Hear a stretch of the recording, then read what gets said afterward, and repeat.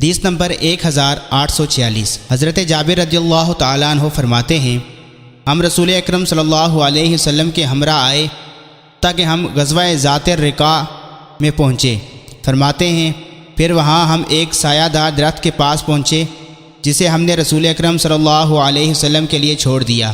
فرماتے ہیں پھر مشرکین میں سے ایک شخص آیا اور رسول اکرم صلی اللہ علیہ وسلم کی تلوار درخت سے لٹکی ہوئی تھی۔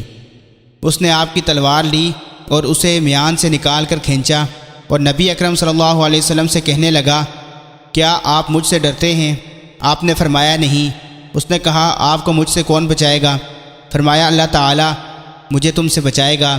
حضرت جابر رضی اللہ تعالیٰ عنہ فرماتے ہیں نبی اکرم صلی اللہ علیہ وسلم کے صحابہ کرام نے اسے ڈرایا دھمکایا تو اس نے تلوار کو میان میں ڈال کر لٹکا دیا۔ فرماتے ہیں پھر نماز کے لیے اذان دی گئی تو آپ نے ایک گروہ کو 2 رکعتیں پڑھائی، پھر وہ پیچھے ہٹ گئے تو آپ نے دوسرے گروہ کو 2 رکعتیں پڑھائی۔ فرماتے ہیں اسی طرح رسول اکرم صلی اللہ علیہ وسلم کی 4 رکعات ہوئی اور قوم کی جماعت کے ساتھ 2 رکعتیں ہوئی۔